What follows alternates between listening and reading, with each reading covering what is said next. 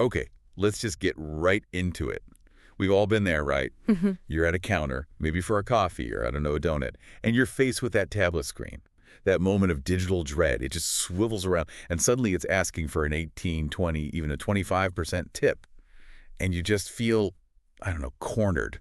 It's the new universal moment of awkwardness, isn't it? The little micro-anxiety. And what we're really seeing is that the whole tipping model, especially here in North America, is starting to buckle. It's collapsing under the weight of exactly that digital pressure and, frankly, a consumer backlash. I feel that pressure every single time. It's like a digital nudge that feels more like a shove. So for this deep dive, the real question is, are we at a breaking point? And if the whole thing is broken, what are businesses even supposed to do? What are the alternatives? That is precisely our mission today. We've gone through some really comprehensive consumer surveys on what's being called tip fatigue. We've also looked at the legal side, the new junk fee battles in the U.S., and even court rulings from places like India and Ireland. We want to paint a clear picture of why this feels so unsustainable. Let's start with that feeling then, the consumer experience. Because the data basically just confirms what we all suspect. We're tired of it. We are absolutely exhausted by it. There's a Capterra survey from 2023, and the numbers are just staggering. Over half of consumers said they felt confused or, manipulated by tip screens in the last year.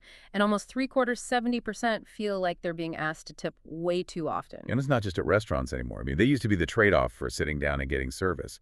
But now it's everywhere. That's the critical shift. The expansion is aggressive. I mean, 53% of people in the survey ran into a tip screen somewhere they'd never seen one before. We're talking retail stores, auto repair shops. Wait, auto repair shops? Seriously? Yeah. You're already paying like $150 an hour for labor, and then they want a tip. Yes. That's where it crosses the line from anxiety into absurdity for a lot of people. And that just fuels this feeling of resentment. Plus, nobody knows where the money goes. 75% of people said they have no idea if the tip goes to the person who helped them or the owner or into some pool. That makes the manipulation feel so much worse. You don't know if you're helping a worker or just padding the owner's profits. Exactly. And what's really fascinating is who's getting the most annoyed. You'd think it's people who can't afford it, but the data says otherwise. The highest earners, right? I saw that. Precisely. It's consumers making over $100,000 a year. They're actually more likely to tip 20%, but they're also more likely to feel pressured and resentful about it, especially if the service was just okay. So for any business listening, there has to be a rule of thumb here. When is it okay to even show that screen? Well, the guidance from Capterra points to what you could call a tipping acceptance cliff. Acceptance just plummets depending on the service. So for counter service, maybe 43% of people are okay with it. But for takeout, it drops to 28%. And a drive-through, I imagine, is near zero. It's basically gone, just 8%. So the rule is simple.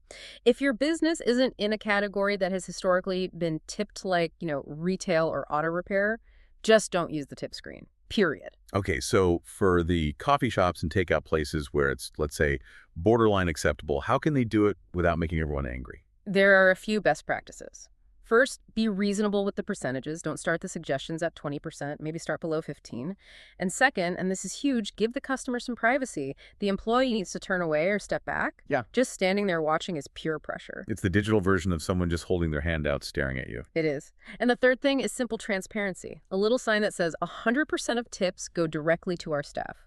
That message alone can bridge that huge 75% trust gap we talked about. Okay, so let's shift gears. We've got voluntary tipping, which is kind of failing. So now businesses are moving to mandatory charges, which is creating a whole other kind of chaos. It really is, and this gets us into the crucial legal distinction between a tip and a service charge. They are not the same thing, especially to the IRS. Right, so a tip is voluntary. I decide how much. A service charge is. Right. Like the automatic gratuity for a big party. Exactly. A service charge is non-voluntary. The business sets the amount. And here's the key. It's treated as wages, not tips. This means that the employer has to pay their share of employment taxes on it, like Social Security and Medicare. It actually costs the business more money to use a service charge model. And that detail throws us right into the whole junk fee debate that's happening now. Lawmakers are trying to crack down on all these hidden surcharges. Yes, the whole movement is about price transparency. In California, they passed a law, SB 478, and it caused total confusion. Restaurants thought all service fees were about to be banned. They had to quickly pass another bill to clarify that, no, you can have service charges, you just have to disclose them clearly on the menu. So not banned, just not hidden. Precisely. But the federal government is looking at this too. The FTC has a proposed rule that could effectively ban restaurant surcharges nationwide if they aren't included in the upfront menu price. But with all that legal pressure, why do so many restaurants, especially the sort of high-end or progressive ones, want to use service charges? It's all about wage stability and equity, specifically for the back-of-house staff. The kitchen staff, the cooks, the dishwashers? Right. In many places, tipping laws prevent them from being part of the tip pool. So you get this huge pay gap where servers make a killing on a busy night and the cooks who made all the food get their standard hourly wage.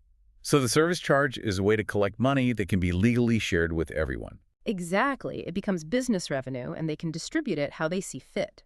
There's a restaurant called Day Trip that adds a 20% service charge and splits it based on hours worked. It means the server and the line cook get compensated more equitably for their time. It fixes that broken internal system. So the restaurant owner is choosing to pay more in taxes to create a more stable, fair environment for their entire team. That's the bottom line. It's a financial commitment to their people, not a cost-cutting measure. Which brings us to the big paradox. If hidden fees are bad, why not just bake the cost into the menu prices? The all-in, service-included model. Because it fails. Almost every time it's been tried on a large scale, it fails because of sticker shock. You see a burger for $28 and think it's outrageous, even if the final bill at the place next door would be the same after a 20% tip. This is the famous Danny Meyer experiment, right? It is. His restaurant group went hospitality included back in 2015. They raised menu prices to give everyone a professional salary, but customers balked at the prices and a lot of his best servers left because they could make more with tips elsewhere. By 2020, they had to switch back. The market just wasn't ready. Wow. So consumers hate the fees, but they also hate the transparently higher prices that would eliminate the fees. Let's look at how another country is handling this. This takes us to a really major court ruling in India. Yes, the Delhi High Court ruling from March 2025 is a landmark case. The court came down very hard on mandatory service charges. They ruled that the practice is, and I'm quoting here, unlawful, coercive, and an unfair trade practice. Their reasoning was simple. A tip has to be voluntary. And they also took issue with how it was being taxed, didn't they? Yeah, they did. They called it a double whammy. Restaurants were adding the service charge and then charging the goods and services tax on top of that charge. So you're forced to pay a fee and then you're forced to pay tax on that fee. The court said if you want to collect extra, you have to call it something like a voluntary contribution or a staff welfare fund. It can't be mandatory. That principle that tips must be voluntary seems to be a global sticking point, which is a good transition to looking at the rest of the world. The U.S. model is a real outlier. A huge outlier. Here, the 18 to 20% expectation is baked into the wage system, but in most of Europe, it's just not a thing. In Italy, Spain, Denmark, the service is often included, service comprise. You might round up the bill for great service, but that's it. In the UK, a 12.5% service charge is often just added automatically. So some countries are banning the fees, and others are just making them the standard, transparent way of doing things. Yeah. Ireland seems to have found a really interesting middle ground. Ireland's approach is fascinating. Their Payment of Wages Act from late 2022 is a really proactive piece of legislation. It tries to solve the worker equity problem and the consumer transparency problem at the same time. Okay, so how does it actually work? It does three key things. First, it legally requires employers to distribute all electronic tips and service charges fairly among all staff, including the kitchen, so no more FOH versus BOH disparity. Second, it makes it illegal to use tips to make up an employee's contractual wage.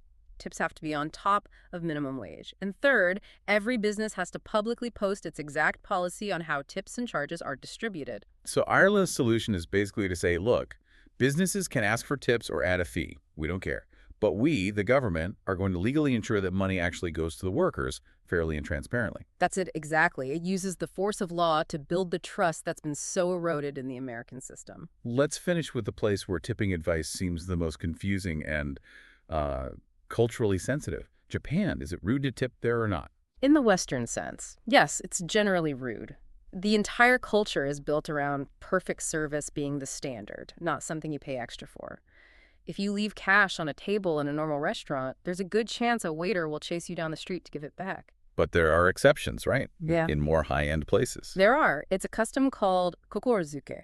It sort of translates to a token of appreciation, but it's very specific. We're talking about a stay at an expensive traditional inn, a ryokan, or for a private tour guide. And the key is absolute subtlety. So how's it done? Well, you might just refuse small change on a taxi fare, for example. Or for a longer stay, you'd put some cash in a special little paper envelope, a pochibukuro, and give it to your host discreetly, either at the beginning or end of your stay. It's a gesture of respect, not a transaction. It's never done out in the open. So bringing this all back home, we've got consumers who are completely exhausted by digital tipping. And at the same time, we have restaurants trying to create fair wages with service charges. But those are being attacked legally and politically. It just feels totally unsustainable from both ends. The industry needs a predictable way to pay a living wage. But the main tools they have, raising prices or adding fees, are both failing. Raising prices leads to sticker shock, and mandatory surcharges are increasingly being outlawed or rejected by the public. Which leaves us with a really provocative final thought. If both of those models are broken, and the U.S. service industry is still built on these really low base wages, what's the solution? Could the future be a national policy shift, something that looks more like what Ireland did? A system that legally requires fair, transparent distribution of all extra money, whether it's a tip or a fee. It seems like the only way to restore trust and stability is with legally enforced transparency.